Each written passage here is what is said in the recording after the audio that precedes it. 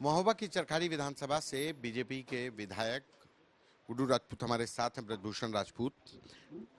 आप लोग मुख्यमंत्री से मिले, तमाम लोग अभी हम देख रहे हैं, तमाम परिवार आपके साथ हैं।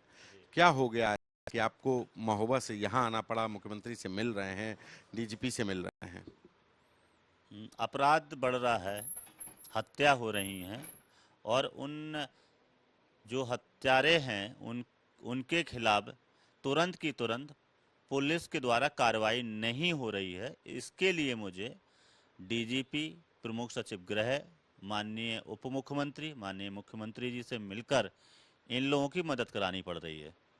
कैसे, कौन है ये लोग, किस तरीके की घटनाएं हैं जिसमें आपकी भी नहीं सुनी जा रही? आपकी सरकार है, आप बीजेपी के विधायक भी हैं और तब भी नहीं सुनी जा रही है। कौन है ये लोग, क्या मामले हैं ऐसे? मेरी विधानसभा के हैं, चरखारी विधानसभा के हैं। अनिल चौरसिया जी की हत्या हुई है और सीसीडी कैमरे में बकायदा वो पूरा हत्या का प्रकरण कैद हुआ है और सीसीटीवी में है पूरा शूट? हाँ, पूरा मामला सीसीडी में है। आपको वो सीसीडी की कॉपी दे दी जाएगी, आप उसे दिखा सकते हैं आप अपने चैनल में। और वो जो हत्यारे हैं वो बलात्कार के इल्जाम में जेल जा चुके हैं और पैरोल पे बाहर आए हुए थे। उन्होंने घटना का अंजाम दिया और कई लोगों को इनके भाई की हत्या करने से पहले और भी लोगों के साथ बदतमीजी की, मारपीट की है, गाली गलौज की है। कौन है वो जो आया पैरोल पे और उसने ये हत्या की है इनके अनुसार? हेमू सिंह नाम है उनका और दूसरा जो धीरेन्द्र जिसने कट्टा निकाल के दिया उसका नाम धीरेन्द्र है। हाँ, बॉबी बॉबी। हाँ, तो क्या पुलिस ने गिरफ्तारी नहीं की? देखिए दुख की बात ये रही कि जो घटना सीसीडी कैमरे में कैद है, जब हत्या हो रही सीसीडी कैमरे में कैद है, पुलिस के पास सीसीडी की कॉपी पहुंचती है। इसके बाद पुलिस जो है उस सीसीडी की कॉपी को मिटाना, सबूत को मिटाना चाह रही थी, मुकदमा नहीं लिखना चाह रही थी।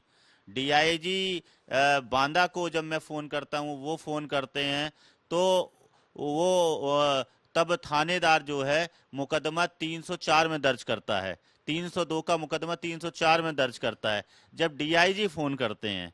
सोचिए आप, जो घटना, जो हत्या सीसीडी कैमरा इतना पुख्ता सबूत के बाद में भी 302 लगाने की बजाय 304 में मुकदमा दर्ज हो रहा हो, तो पुलिस की मंशा क्या है, किसके कहने पे वो इतने दबाव में काम कर रहे थे, ये बात मैं वहाँ का स्थानीय विधायक होने के नाते नहीं समझ पा रहा था, जिसकी वजह से मुझे जो है लखनऊ आना पड़ा और डीजीपी महोदय को मुझे ये बात पूरी प्रकरण बताई। जब उन्होंने फ़ोन किया तब जाकर रात को लगभग 10 बजे के बाद में इन लोगों को पास फ़ोन पहुंचता है और फिर जो है विवेचना में जो है उसको जो है 302 में मुकदमा धारा बढ़ाई जाती है। मुकदमा तो पंजीकृत पहले हो गया था। सरकार, आपकी सरकार कहती है अपराधियों के लिए जीरो टॉलरेंस, एनकाउंटर भी कर रही है, full encounter, half encounter, gangster act, तमाम चीजें हैं, उसके बाद भी ऐसी परिस्थितियां? ये समीक्षा का विषय है। माननीय मुख्यमंत्री योगी आदित्यनाथ जी को इसकी इसकी समीक्षा अच्छे स्तर से करनी चाहिए, क्योंकि मुझे लगता है जिस तरीके से ये अधिकारी जो हैं गुमराह करने का भी काम कर रहे हैं। हमारे मुख्यमंत्री जी की मंशा साफ है, मगर अधिकारी कहीं ना कहीं माननीय मुख्यमंत्री जी को गुमराह कर रहे हैं, जिसकी वजह से बहुत से लोग ऐसे हैं जो प्रताड़ित हैं, पीड़ित हैं और उनकी सुनवाई नहीं हो पा रही है। आज अगर कैमरा लगा के चारों तरफ देखेंगे, ये कमरा पूरा भरा हुआ है। यहाँ पे 3 परिवार ऐसे बैठे हुए हैं जो इसी तरीके के मामले के हैं, हत्या के मामले के संबंधित हैं। ये तो आपका महोबा का हो गया। दूसरा मामला आप फर्रुखाबाद की बता रहे हैं, ये क्या मामला है? ये भी हत्या का मामला है। इसमें भी पुलिस ने कार्रवाई नहीं की? हाँ, पुलिस ने कार्रवाई नहीं की। अभी लगभग 80 दिन हो गए। 80 दिन हो जाने के बाद में भी जिनके ऊपर इनको शंका है, जो इनको पता चला कि किन किन लोगों ने इनके लड़कों की हत्या की है, उनके नाम इन्होंने थाने में दे चुके, एसपी को दे चुके। सभी हमारे और भी ब्रजेश, उप मुख्यमंत्री ब्रजेश पाठक जी को इनको लेकर मैं गया था, उनने भी फ़ोन किया लगभग 15 दिन पहले। इसके बाद में भी उन अपराधियों के नाम एफआईआर में शामिल नहीं किए गए हैं।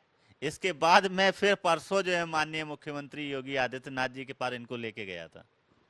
आप बीजेपी के विधायक और आपको अपने क्षेत्र के लोगों के लिए, दूसरे जिले के क्षेत्र के लोगों के लिए अपराध में सिर्फ कार्रवाई के लिए दौड़ना पड़ रहा है?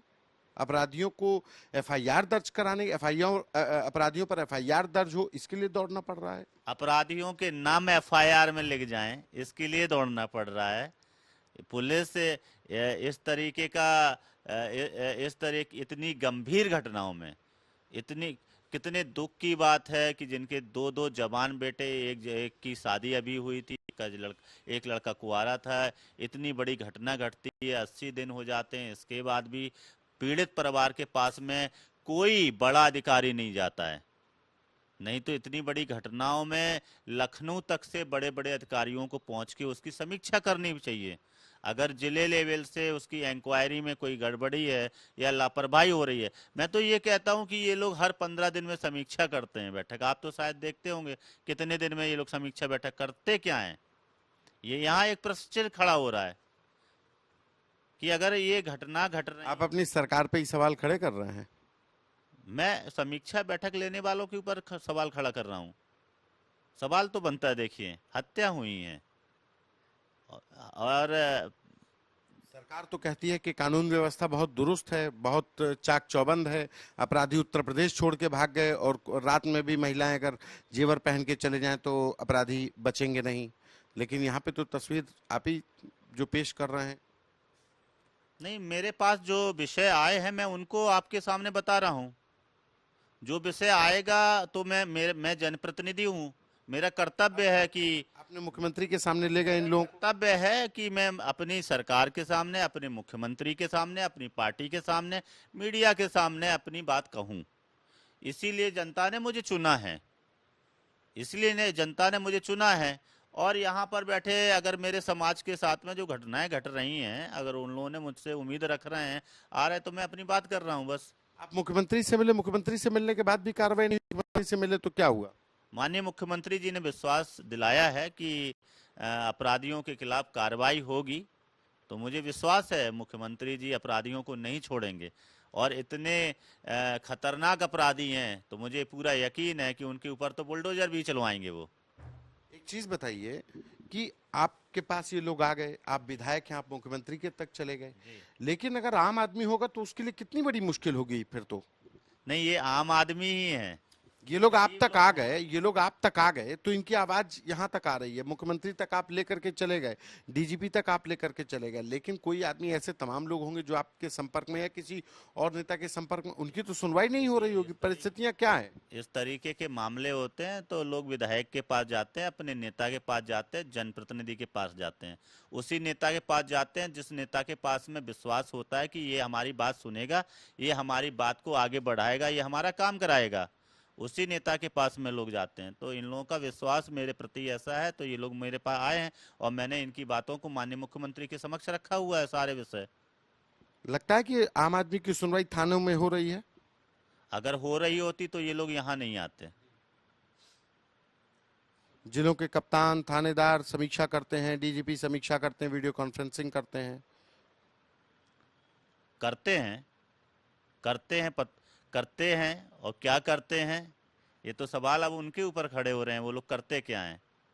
अगर कर रहे होते ईमानदारी से, अच्छे से, तो शायद ये लोग यहाँ तक नहीं आते। आप उत्तर प्रदेश की कानून व्यवस्था, अफसरशाही से खुश हैं? जानते हैं कि ठीक काम हो रहा है? मानते हैं? इतने लोग मेरे पास में आए हुए हैं जो लोग बहुत दुखी हैं, जिनके परिजनों की हत्या हुई है, इनके दुख के बाद से मैं खुश हूँ, ये संभव नहीं है। ये लोग दुखी हों, गरीब लोग दुखी हैं, इतने जिनके जवान बेटों की हत्याएं हो रही हों और इन्हें न्याय नहीं मिल रहा हो, मैं खुश कैसे हो सकता हूँ। ये महोबा की चरखारी सीट से बीजेपी के विधायक हैं, जो लोग उनसे मिलने के लिए आए, उनकी बातें सुनी, उनको देखने के बाद उनको पैरवी करनी पड़ी। डीजीपी से लेकर मुख्यमंत्री तक वो परिवारों को लेकर के गए, लेकिन सवाल उस समीक्षा का, सवाल उस कानून व्यवस्था का, जिस पर सभी लोग दावा करते हैं कि उत्तर प्रदेश में अपराधी बचेंगे नहीं, आम आदमी की फरियाद सुनी जा रही है। लेकिन यहाँ पर तस्वीर बिल्कुल उलट है। कैमरा पर्सन रोहित के साथ संतोष कुमार, आज तक।